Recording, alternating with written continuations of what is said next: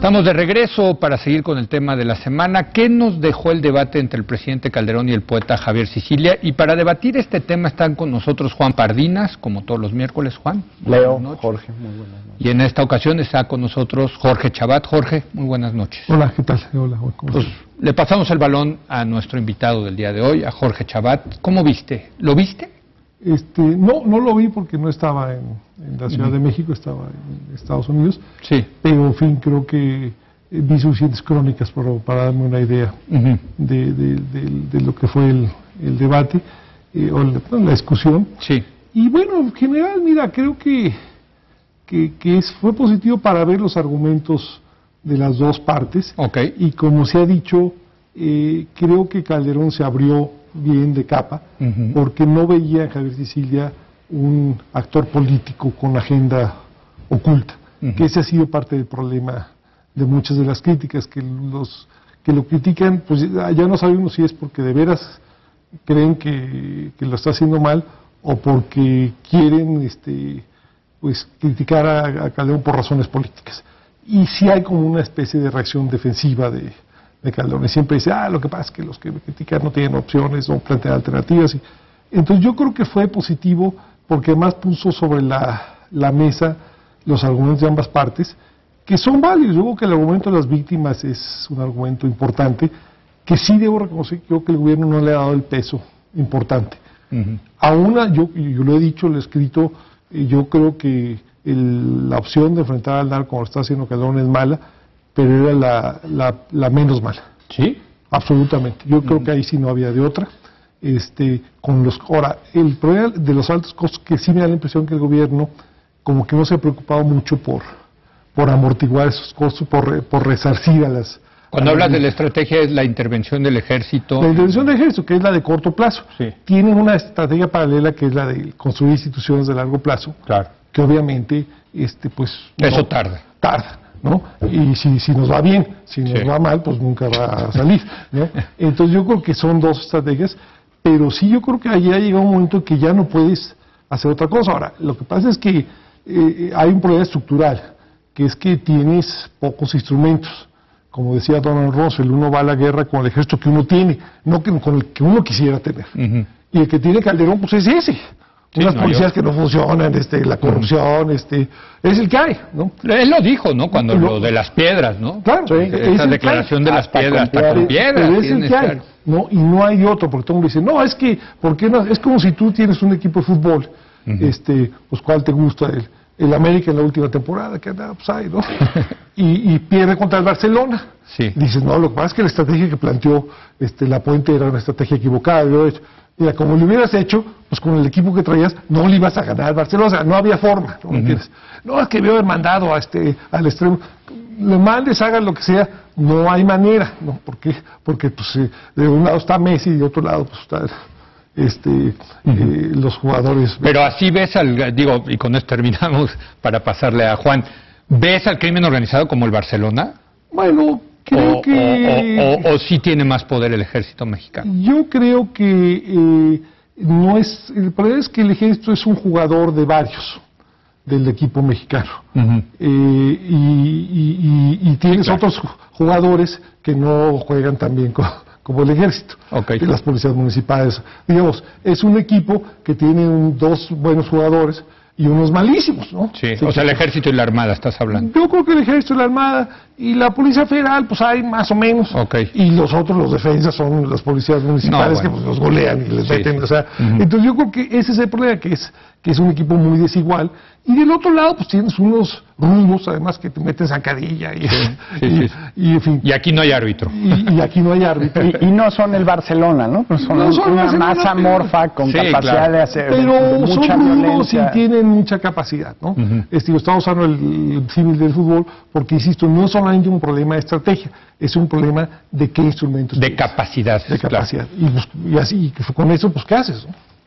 ¿Tú cómo viste el debate? Yo creo que fue un día histórico para la democracia mexicana. Es un adjetivo fuerte. Es un adjetivo fuerte y me explico. La transición democrática estuvo basada en transformar en buena medida la figura del presidente de la República, ponerle coto al presidencialismo. ¿Cuál era una de las características claves del presidencialismo mexicano del siglo XX? Que la figura presidencial solo le rendía cuentas a la historia y a sí mismo.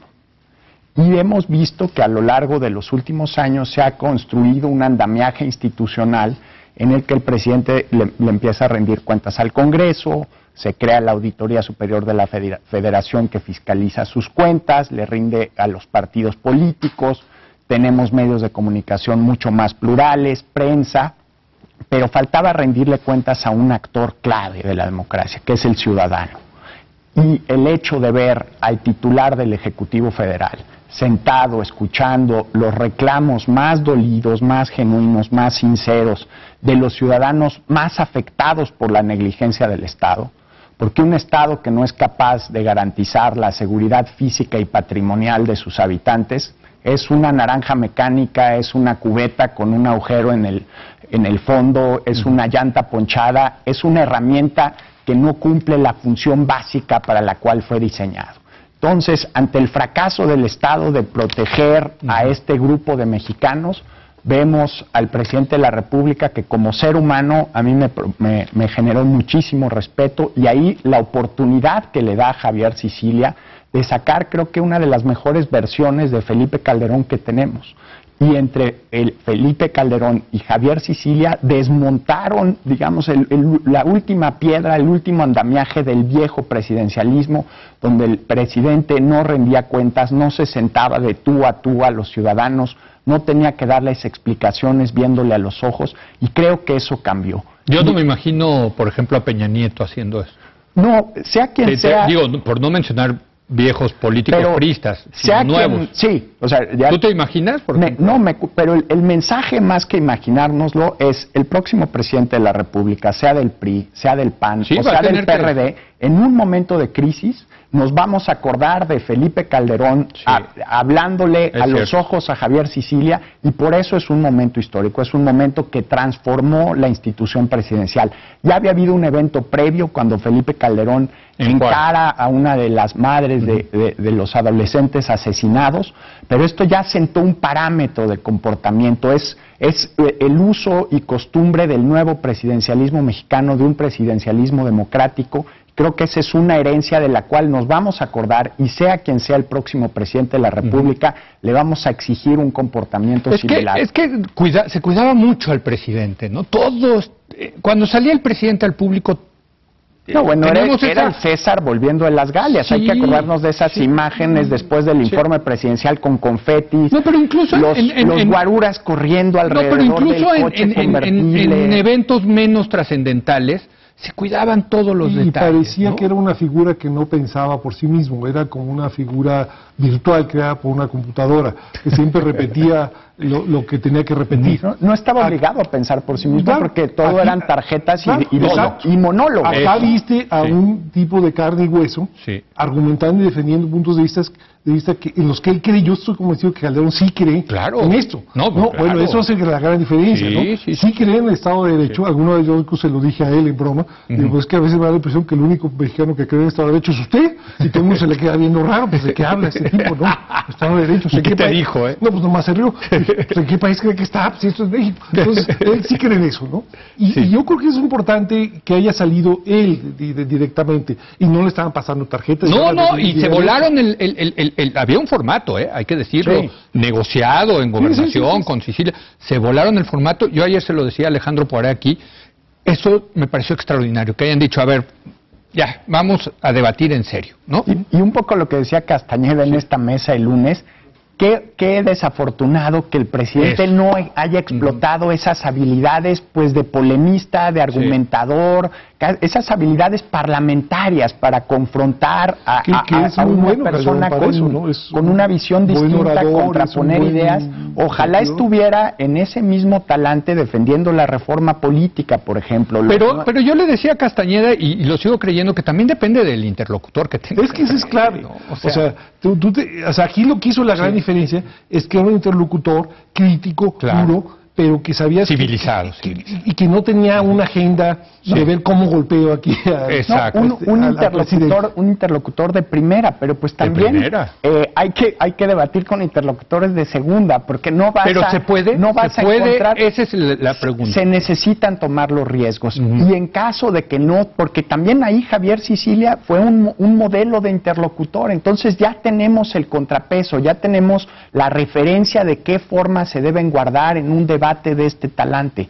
Entonces, si no hay un ponente, un polemista que siga las mismas formas de cortesía que siguió Javier Sicilia, con puntos de vista distintos a los del presidente, muy enfático pero respetuoso, pues lo que va a hacer es quedar mal. Ahora, dijo cosas durísimas, hay que decirlo. O sea, el primer discurso yo lo escuché y yo dije, wow, no, pero sin perder, sin ser estridente. Y el presidente aguantó vara. Lo que pasa es que ahí tienes a dos personas que estaban defendiendo ideas. Sí. Si tú comparas ese debate con los debates que tienen los candidatos, nada que ver con los candidatos a la presidencia, en los cuales no defienden ideas, defienden un puesto, ¿no? Sí. Y repiten los roles que hay que son repetir. muy acartonados. Claro, no, porque y uno se pregunta, ¿de veras creerán lo que están diciendo? Seguramente no, pero no importa. Es lo que le dijeron sus estrategas que dijeran. Que tienes que decir, ¿no? Y el gesto. Aquí estaban defendiendo ideas. Dos personas de carne y hueso, que creen en lo que están diciendo, y eso hace toda la diferencia. Entonces no es el debate típico entre políticos que en el fondo no creen nada de lo que dicen, ¿no? Repiten lo que les dicen acá y ponen la cara, la pose estudiada, todo muy estudiado. Entonces yo creo que eso hace una gran diferencia. Ahora, claro, es pedir a los políticos que no se comporten como políticos. Bueno, pues eso está complicado. Está difícil. Bueno, pues Jorge, muchas gracias por haber venido. No, al contrario, gracias por la... Te veremos pronto, esperemos. Claro, con mucho gusto. Por aquí de regreso. Ciudadano Pardinas, próximo miércoles, aquí lo tendremos. Muchas gracias. Muchas gracias a usted por habernos acompañado. Lo invito mañana en punto a las 10 de la noche, cuando otra vez sea la hora de opinar. Aquí nos vemos.